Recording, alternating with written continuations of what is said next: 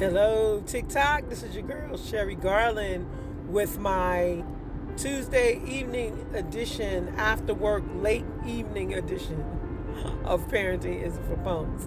And I just wanted to stop by today. I had a really very busy week of assignments. And one of my assignments, sometimes when you're on an assignment, you go in, you have a plan, you know what you're supposed to do, things are kind of laid out for you, but there's always an assignment within the assignment.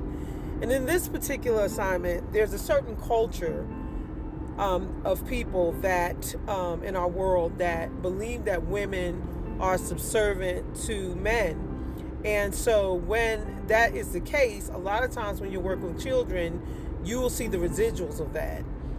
You will see where you'll even see young ladies serving men in a sense, or serving their male peers in a way that is kind of a little over the top for me.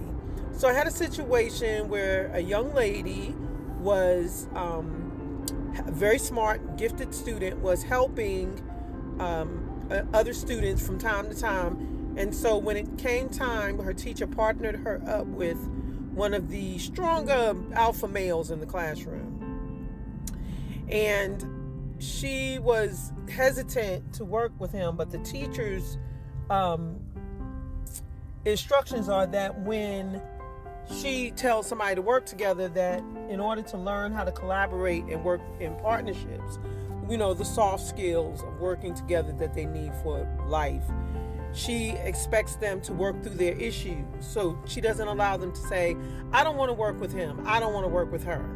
Because she's teaching them how to get along with people of all races, creeds, ethnic backgrounds, economic statuses. So this young man wanted this young lady to work with him. And she did not want to work with him simply because he's very playful, and most of the time he's depending on her to do the majority of the work. So I'm going to cut to the chase. She said to me, because I'm in that assignment with her and the teacher's not there, and she says to me, I don't want to work with him because he's always making me do the work and he doesn't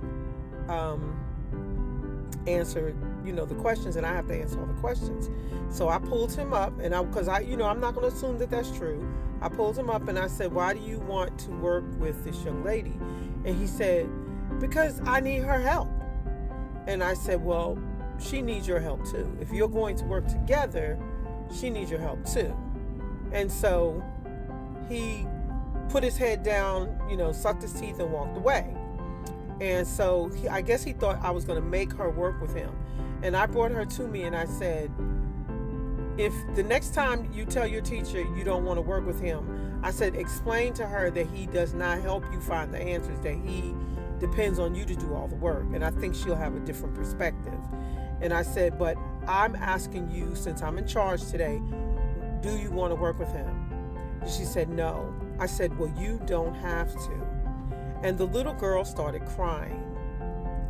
And I said, I made light of it. I said, today we're going to exercise girl power. And I said, you have the power to say no.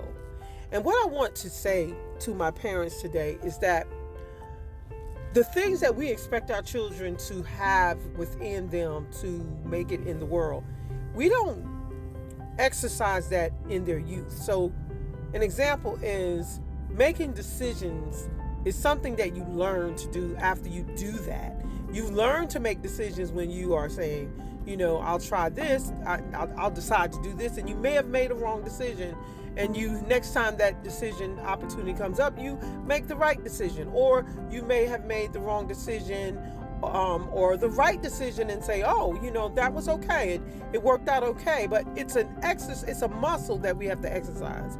And so is saying no. We tell girls that no means no, and especially in the sense of their bodies and what they do with their bodies. We tell them that no means no, and if you don't want to, somebody to touch you, or you don't want somebody to kiss you, or you don't want somebody to have their way with you or have an experience with you, you say no. But when they're little girls and we're teaching them to be really subservient to men that way, there's nothing wrong with honoring thy father. There's nothing wrong with honoring your brothers. But when you teach your children that they don't matter, whether it's male or female, or their opinion doesn't matter, or their what they think doesn't matter, you're setting them up for a really troubled, invasive victimization in their adult life. So I want to encourage you to exercise, give your children the right to exercise their rights. You can teach them how to do it. I told her, I said, I want you to go to him and tell him that you don't want to work with him and tell him why. And I said, and the next time your teacher comes back, if she says you have to, I want you to remind her of why you don't want to work with him. And I said, and perhaps she will understand. And she started crying again. And I said, girl power. And so she walked over to him and she said, I don't want to work with you, and I don't care if you don't want to be my friend. And that was the whole thing. The idea of her being a people pleaser and wanting to please him and wanting, because they are friends, but she didn't want to work with him. That's another lesson for parents. Your children can choose to be friends with someone outside in a play area on the playground, but yet not choose to be in relationship with them in other aspects. This is your girl, Sherry Garland. I hope that I wasn't too lengthy, and I hope you got what I said. Give your children the right to exercise their skills. We tell them, say no to drugs, say no to somebody touching you wrong, say no to this, say no to that. But we shut them down and don't allow them to use their no skills, their NO skills, or to use the skills that they will need later in life to be able to exercise their rights to privacy, to protection, their right to speak out, their rights to be who they are.